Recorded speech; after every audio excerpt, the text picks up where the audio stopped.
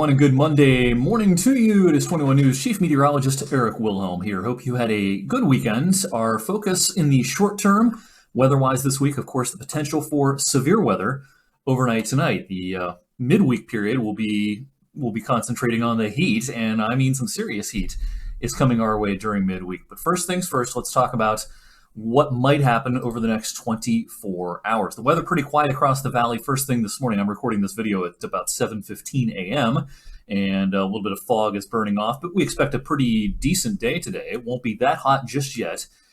Temperatures will be pretty close to where they should be at this time of the year, and the humidity will be elevated but not through the roof. Again, that's going to change by midweek. But this morning, the air mass off to our south and west is becoming increasingly hot and humid. Here's a look at the dew points this morning. Check out some of these values across the lower Ohio Valley, mid-Mississippi Valley, especially south of this warm front. Dew points are into the middle and upper 70s already this morning. And some of this very juicy air is trying to push to the north and east. In the meantime, let me bring the radar back up.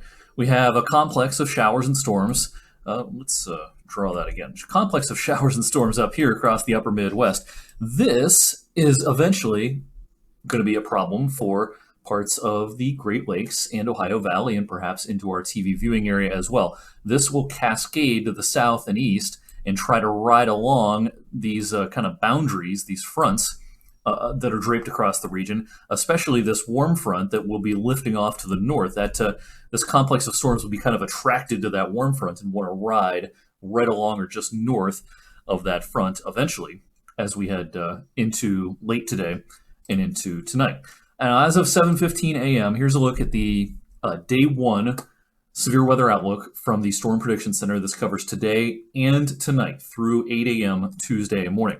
You'll notice just about all of Ohio is in the yellow. That is what we call the slight risk, or the level 2 on a 1 to 5 scale.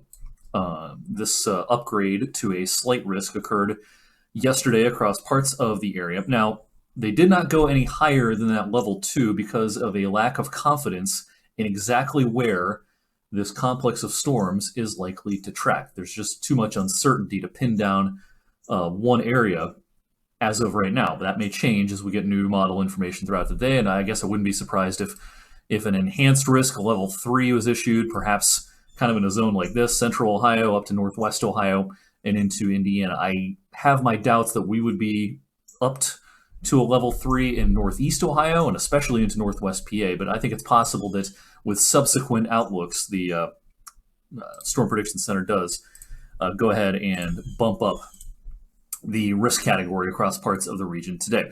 All right, so why is this such a difficult forecast? These complexes of thunderstorms that bow out and then travel a long distance, what we call these are MCSs, mesoscale convective systems. I've seen the word derecho thrown around a lot. And derecho is one of those things that we don't know if it occurred until afterwards, because the definition of a derecho is based on how far it traveled, what distance it covered. And we really won't know that until Tuesday when this thing is done. Either way, it doesn't matter whether it's an MCS, a derecho, or just a big bad line of thunderstorms. The impacts are all going to be about the same. And these things are notorious for being difficult to forecast more than a handful of hours ahead of time. We started talking about this pretty seriously over the weekend, but we wanted to communicate to you that while the threat is significant, where exactly this tracks is definitely a difficult forecast, and it remains a difficult forecast even this Monday morning at 7:15. This is happening tonight, and even at this stage of the game, it's a tough call. Now, here's one of the latest runs of one of our highest resolution, most reliable models that we use in the short term, but it is a model and it is not the answer key, that is for sure. I'm going to show you this animation. I think it's doing a pretty good job so far this morning in placing the thunderstorms in the upper Midwest where they actually are, better than some of the other high-res modeling. So I'm more prone to trust its eventual solutions more than some of the other modeling, which isn't even placing what's going on in the upper Midwest correctly first thing this morning. But anyway, as we roll this forward, by this afternoon, this complex of storms may be moving through the Chicago and Milwaukee area, Green Bay. Our weather, again, pretty quiet all afternoon. In fact, a fair amount of sunshine through the afternoon today. But according to this model, this is where our complex is right around early to mid-afternoon. Now, as we roll this forward, you'll notice what happens here. It kind of takes things and it kind of dives to the south and impacts a lot of western Ohio by late this afternoon. This is right around dinner time, right around 6 p.m., 7 p.m., 8 p.m. This thing moves through Cincinnati, Dayton, Columbus, Mansfield, Toledo. This would be a favorable track for us to miss out on the worst of the weather. If this thing takes more of a southerly track earlier in its life cycle, that's good news for us. If it doesn't start making that southerly bend and wants to track a little bit closer to maybe the Ohio Turnpike, that means chances increase that we get in on this action. But this particular run of this particular model does take most of the action and moves it to our south and west. Now, do we get clipped by a little rain overnight and maybe a gusty wind here and there? Maybe. But according to this solution, this would be much more of a problem for Toledo and Columbus, and eventually maybe down towards Athens, Parkersburg, Marietta. Certainly Cincinnati gets in on it as well. And again, the timing on that would be towards this evening and into the overnight hours. Now, I'm going to show you the NAM model, another one of our high-resolution models. It's not doing quite as good of a job this morning in placing where the thunderstorms actually are in the upper Midwest. So I trust this solution less, but it is a key piece of information. It's a key tool in our toolbox, so we're going to show it. And I wanted to illustrate how different of a solution it has. You'll notice this thing takes more of the northerly route. It misses Chicago pretty much completely late this afternoon and definitely travels, oh, good, what is that? Maybe 100 miles to the north.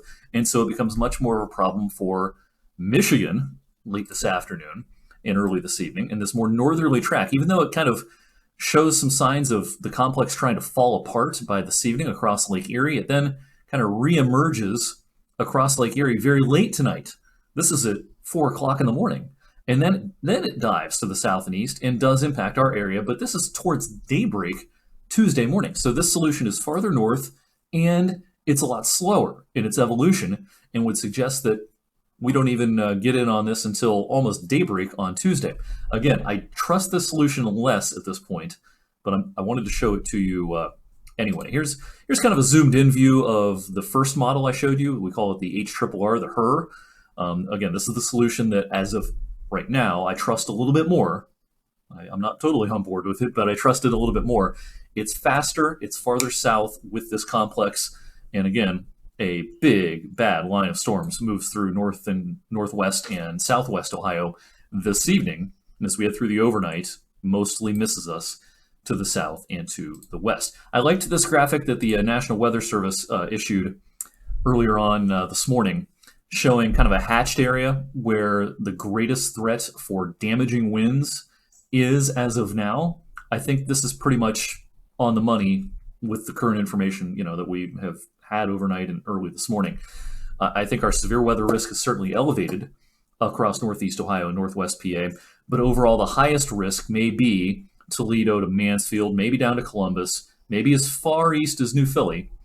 But certainly this area, while it's no slam dunk at this point, according to the current information and the best estimates, this area has the highest risk of severe weather overnight tonight. Now, all that being said, if this complex were to move through, whether it be late this evening or overnight, damaging winds would be the primary concern. In fact, if this were to come through our area, we would have to treat all severe thunderstorm warnings like tornado warnings. Because, the reason I say that is that complexes like this are notorious for producing wind gusts of 75, 85 miles per hour. You're getting into EF1 tornado territory once you get up into some of those lofty numbers. So you can have the same kind of problems and same kind of damage from those kinds of wind gusts, straight line winds or tornadoes. They can all produce about the same thing. So if you're under a severe thunderstorm warning at some point tonight, we want you to treat it as if it were a tornado warning. In other words, you're going to want to seek shelter and get out of the way of this thing and have a safe place to go to.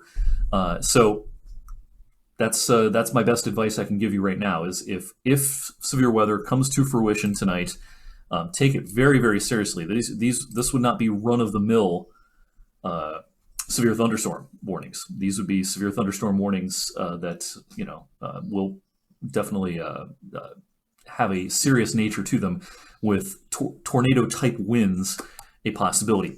Once we get beyond tonight and tomorrow, whatever happens, we know it's going to turn hot during midweek. In fact, we could be in the mid 90s. Now, we hit 94 a couple of years ago, but we haven't been above 94 degrees since 2012.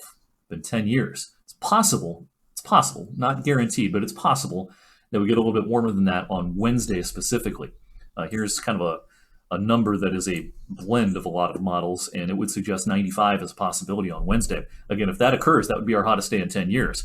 But just in time for Father's Day weekend, look at the big cool down that is coming, and we're going to talk a lot more about the longer range, of course, on air and online in the next couple of days. This video, in the meantime, long enough. Thanks for your patience. Thanks for watching this morning. Have a plan in case severe weather strikes later on tonight. And again, as we get more computer model information and have a better handle on this, we'll be doing frequent updates throughout the day. In the meantime, have a great rest of your Monday.